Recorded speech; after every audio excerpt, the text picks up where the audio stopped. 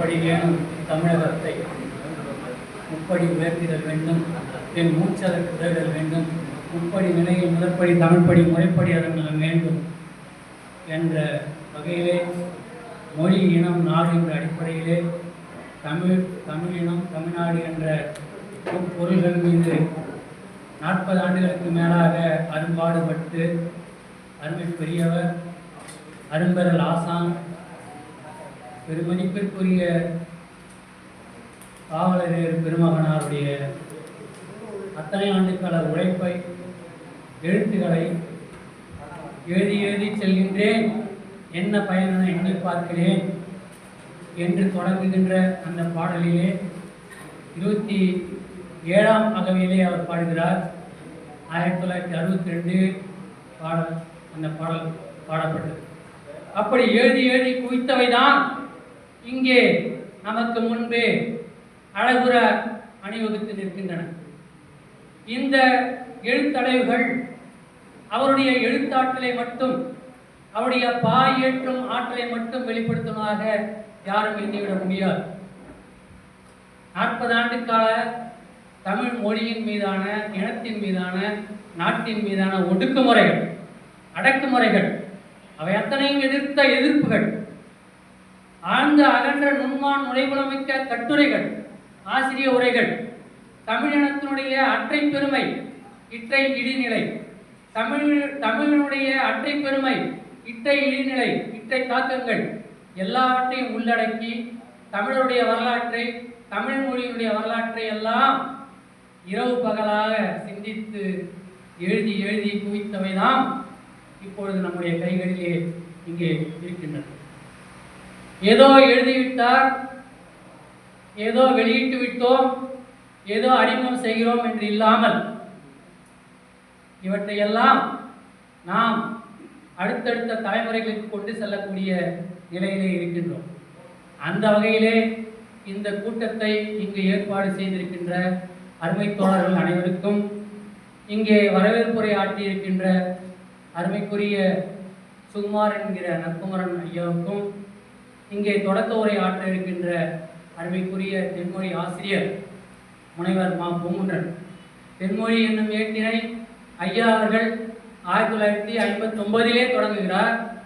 அப்பொழுது அவருக்கு அகவை 26 அகவை இளைஞர் காவலர் பெருஞ்சித்திரனார். அவர் எழுதி தொடங்கிய இதழைத்தான் இப்பொழுது இன்றைக்கு அவருடைய மகனார் இங்கே தொடர்ந்து நடத்தி கொண்டிருக்கிறார். அந்த தென்மொழி இதழை வாங்கி பாருங்கள். நாமெல்லாம் பெருமை உறக்கூடிய செய்திகள் எல்லாம் தாங்கி வந்த இதழ் இன்றைக்கும் ஒரு செய்தியை தாங்கி வந்திருக்கிறது. இரும்பு பற்றிய செய்தியை இரும்பை 1200 டிகிரி செல்சியஸில் தான் உருக்க முடியும். தண்ணீருடைய கொதிநிலை 100 டிகிரி செல்சியஸ். எண்ணி பாருங்கள். அட்டை தமிழன் 1200 டிகிரி செல்சியஸுக்கு இரும்பை கொதிக்க வைத்து உருக்கி வாழும் மற்ற கருவிகளும் செய்திருக்கிறான் என்று சொன்னால், கல் தோன்றி மண் தோன்றா காலத்து வாழ்ந்து முன் தோன்றி மூத்த குடி என்று நாம் சொல்லிய போது, புறப்பொருள் என்பாமலை பாடலை எடுத்து சொல்லிய போது நம்ம இகழ்ந்தவர்கள் மாற்றினத்தார் மட்டுமல்ல, நம்மிலேயே பலர். அதற்கெல்லாம் விடை கொடுக்கும் முகத்தான் இன்றைக்கு சிவகலையிலே அந்த இரும்பு கண்டுபிடிக்கப்படும். உருக்கு என்பது பெயர். இதைத்தான் வெளிநாட்டிலே ஊஷ் ஸ்டீல் என்று நம்முடைய பிள்ளைகள் கெமிஸ்ட்ரியிலே வேதியியலிலே படிக்கிறார். ஊஷ் ஸ்டீல் என்பது அன்றைக்கு தமிழ் கண்டுபிடித்தது.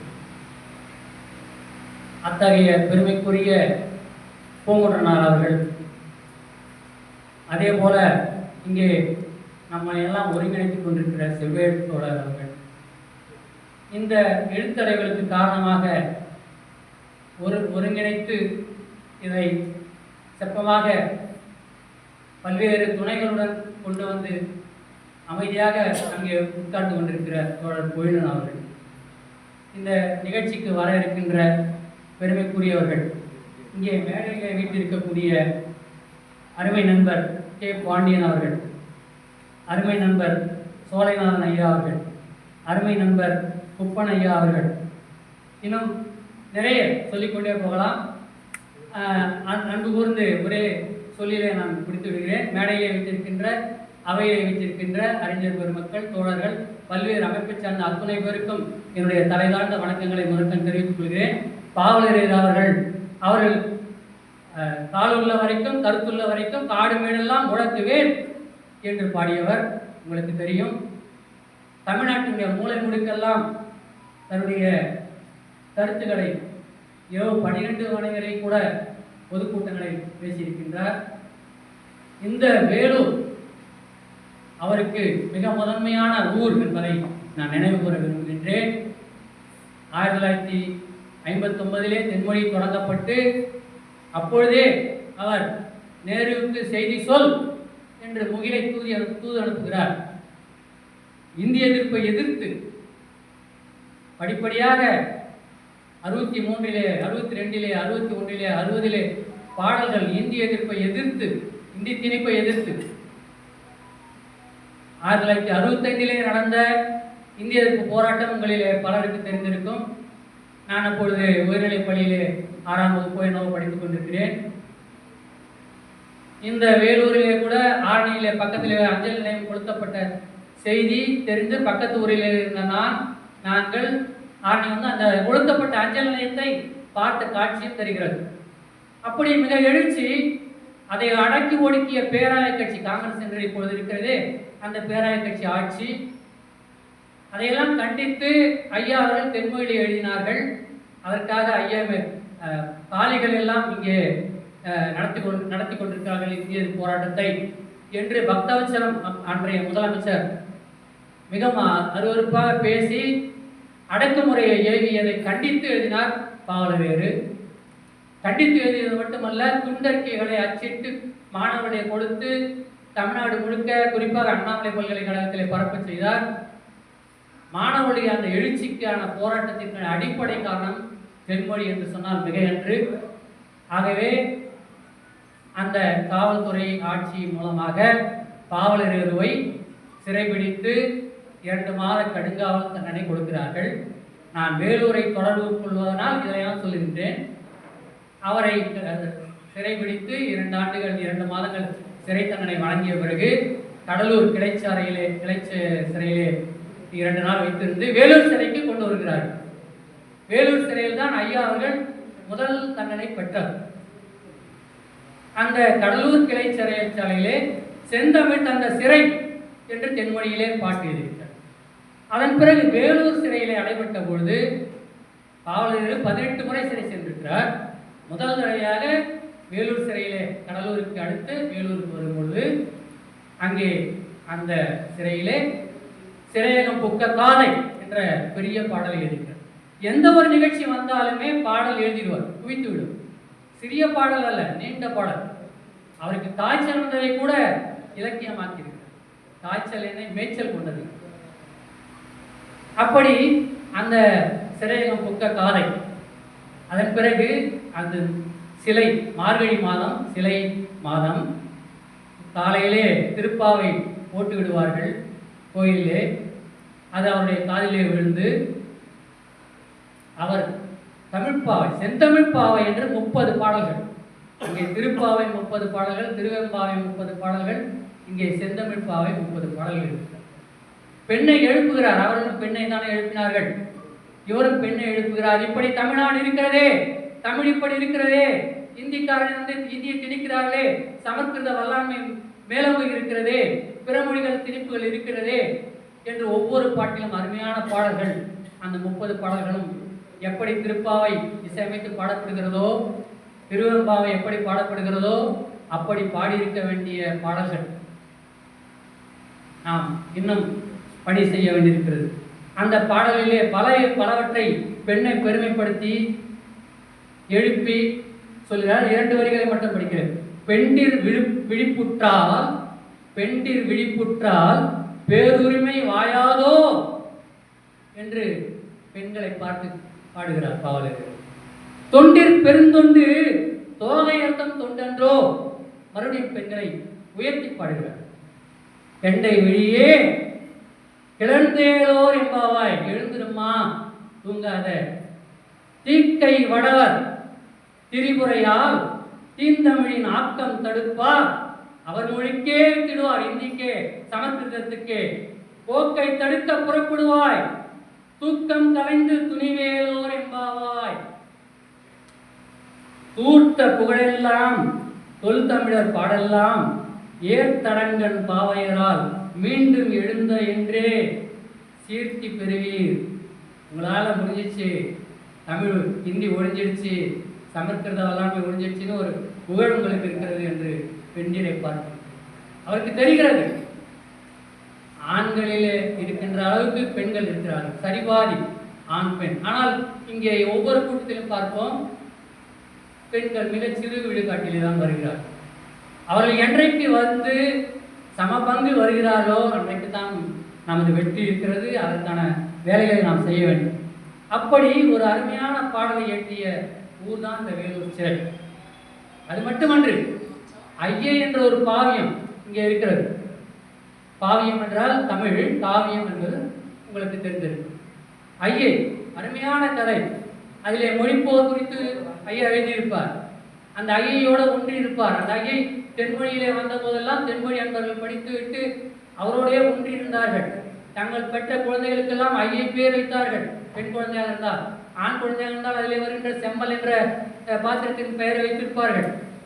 அது மட்டுமன்று, அதிலே அந்த ஐயை பல்கலைக்கழகங்களிலும் கல்லூரிகளிலும் பாடங்களாக வைக்கப்பட்ட போது பேராசிரியர்கள் சிலர் அவற்றை ஒரு உணர்வோடு பாடி அதை கேட்ட மாணவர்கள் அந்த உணர்விலே ஒன்றி ஐயாவுடைய எழுத்துக்களை படிக்க தொடங்கி இருக்கிறார்கள்.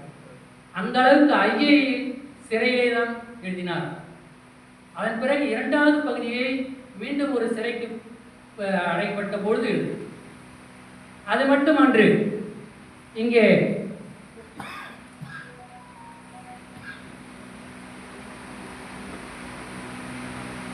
ஐயா அவருடைய ஆசான் பாவாணர் ஐயா, நம்மை பலருக்கு தெரிந்திருக்காது. பாவாணர் ஐயா இங்கேதான் வாழ்ந்தார், காட்டுப்பாடியிலே வாழ்ந்தார். காட்பாடி என்று சொல்ல வேண்டாம், காட்டுப்பாடி என்பதுதான் சரியான சொல். காட்பாடி என்பது அப்படி வராது தமிழ். அந்த காட்டுப்பாடியிலே தான் அவருடைய தலைமை ஆசான்.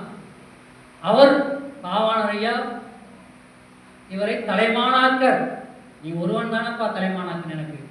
அப்படி அவரை தன்னுடைய ஒரு ஆசிரியர் மாணவரிடையே எப்படிப்பட்ட உறவு தொடர்பு இருக்க வேண்டும் என்பதற்கு இருவரும் சரியான எடுத்துக்காட்டு. அத்தகைய காட்டுப்பாடியிலே தான் இங்கே வேலூர் சிறையிலே அவர் இருந்தார். ஆனால் அது வேறு காலம், இது வேறு காலம். அதன் பிறகு இந்த ஐயை மட்டுமன்று, நாற்றம்பள்ளியிலே வேலூர் மாவட்டமாக இருந்தது. இப்பொழுது மாவட்டம் பிரிக்கப்பட்டு விட்டது. அதிலே தமிழ்நாடு பொதுவுடைமை கட்சி, அருமைக்குரிய நம்முடைய கலியபெருமாள் ஐயா, அருமைக்குரிய நம்முடைய தமிழரசன் தோழர் இருவரும் அந்த ஓர் இந்திய புரட்சியை ஒதுக்கிவிட்டு தமிழ்நாடு புரட்சிக்கு வந்து தமிழ்நாடு பொதுவுடைமை கட்சி என்று அமைக்கப்பட்ட பிறகு அந்த கட்சியினுடைய தோழர் நாற்றம்பள்ளி வேலு என்பவர் வர்க்க எதிரிகளாக படுகொலை செய்யப்பட்டார். அந்த குடும்பத்திற்கு ஆறுதல் கூறுவதற்காகவும் உண்மை நிலை அறிவதற்காகவும் தோழர் கலியபெருமாள் ஐயா, பாவலர் ஐயா,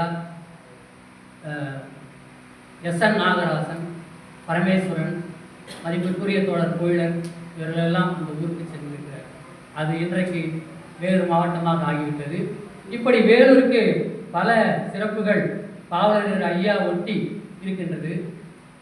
கடைசியாக நம்முடைய கோயிலன் அவர்களும் நானும் தமிழ்முகிலன் அவர்களும் மற்றும் பலரும் தமிழ்நாடு இளைஞர் பேரவை, மாணவர் பேரவை என்று தமிழ்நாடு பொதுவுடைமை கட்சி, தமிழ்நாடு விடுதலைப்படையினுடைய புறமைப்புகளாக செயல்பட்டு கொண்டிருந்த காலத்திலே வேலூரிலே தமிழ் அங்கீகரிப்பு மாநாடு ஒன்று நடத்த முற்பட்டோம். அதுக்கு பாவலர் அவர்கள் வந்திருந்தார். அருமைக்குரிய சாலை இளைஞரையும் சாலை இளைஞரையெல்லாம் வந்திருந்தார்கள். ஆனால் அந்த மாநாடு தடை செய்யப்பட்டது. அப்பொழுதும் பாவலர் பெருமித்தினார், இதே வேலூரிலே சிறை செய்தார்கள். இப்படி வேலூருக்கும் ஐயாவுக்கும் நிறைய தொடர்புகள். அது மட்டுமன்று, வேலூர் மாவட்டத்திலே பல கூட்டங்களிலே ஐயா அவர்கள் பேசியிருக்கிறார்கள். வேலூர் மாவட்டத்திலே நம்முடைய மதிப்பிற்குரிய குமர தன்னொழியன் அவர்கள் பாகாயம், மாசே தமிழ்மணி அவர்கள் மாத்தூர், சாத்தனூர் ஆறுமுகம் ஐயா அவர்கள், இவர்களெல்லாம் இங்கே அடிக்கடி பாவலரை வரவழைத்து கூட்டங்கள் போட்டிருக்கிறார்கள். அந்த அந்த பெருமைக்குரிய இந்த வேலூரிலே 1965 சிறைப்பட்டார். இன்றைக்கு 2025 ஆண்டுகள், 60 ஆண்டுகள் முடிந்திருக்கின்றன. 60 ஆண்டுகள் கழித்து இன்றைக்கு அவருடைய எழுத்துக்களை உங்கள் முன் படைக்கின்றோம். அன்பு கூர்ந்த நீங்கள் அனைவரும் எவ்வளவோ செலவு செய்கின்றோம். இந்த எழுத்தடைவுகள் நமக்கு அடுத்தடுத்து நம்முடைய இனம் விடுதலை பெறுகிற வரை தேவை. ஏனென்று சொன்னால் நாம் வரலாற்றை மறந்து விடுகிறோம். பக்கத்திலே செங்கம் என்று இருக்கிறது, நம்முடைய தோழர் செவ்வேள் அவருடைய ஊர். சவ்வாது மலை இருக்கிறது, ஏலகிரி மலை இருக்கிறது. இதெல்லாம் சங்க இலக்கியத்தில் இடம்பெற்ற இடங்கள். மலையோடு கடாம் என்ற ஒரு அருமையான இலக்கியம், அந்த இலக்கியத்திலே குறிப்பிடப்பட்ட இடங்கள் அவையெல்லாம். நவீனமலை என்ற பெயரிலே செங்கன் என்பது செங்கன்மா என்ற ஊர். பக்கத்திலே தொண்டை நாடு. இதெல்லாம் தொண்டை நாட்டிலே காஞ்சிபுரத்தை பற்றி பெருமாநாட்டுப்படை, அதுக்கு பக்கத்திலே மரக்காணம் பக்கத்திலே இருக்கின்ற இடைக்கடி நாடு போன்ற பகுதிகள் சிறுபான்ற்றுப்படை. இதே வேலூர் பக்கத்தில் இருக்க ஆற்காடு சங்கப்படங்களால் புகழப்பட்ட ஊர், நற்றிணையிலே வருகின்ற ஊர், அகநானூற்றிலே குறிப்பிடப்படுகிற ஊர், குறுந்தொகையிலே குறிப்பிடப்படுகின்ற ஊர். ஆற்காடு என்ற பெயரை தாங்கி சங்க புலவர்கள் இருக்கார்கள். ஆனால் இன்றைக்கு ஆற்காட்டை எங்கே ஆற்காடு, எங்கே ஆற்காடு? ஆற்காடு மாவட்டம் என்று இருந்தது. வரலாற்று சிறப்புமிக்க இன்றைய பிற்காலத்து வரலாறு எல்லாம் படித்தவங்க ஆற்காடு ஆற்காடு ஆற்காடு நவாப், இங்கே சிப்பாய் கழகம் 1806 கழகம், விடுதலை புலிகள் தங்கியிருந்த கோட்டை சிறை, திப்பு சுல்தானுடைய வாரிசுகள் தங்கியிருந்த கோட்டை சிறை, இவ்வளவு பெருமைகள் உண்டு அந்த ஆற்காடுக்கு. இன்று இங்கே ஆற்காடு பெரிதாக இருக்கிறது, வடார்காடு தென்னார்காடு என்று பிரித்தார்கள். அந்த வடார்காடும் பெரிதாக இருக்கிறது என்று இன்றைக்கு 3 மாவட்டங்களாக பிரித்து ஆற்காடு என்ற பெயரில் ராணிப்பேட்டை மாவட்டம், வேலூர் மாவட்டம், இப்படி நம்முடைய வரலாறுகள் துடைத்தெறியப்படுகின்றன, அழிக்கப்படுகின்றன, காணாமல் போகப்படுகின்றன. அவற்றெல்லாம் கூட குறித்திருக்கிறார் ஐயா. மேலும் மேலும் நான் நிறைய நேரம் எடுத்துக்கொள்வதற்காக அன்பு கொண்டு பொறுத்துக் கொள்ளுங்கள்.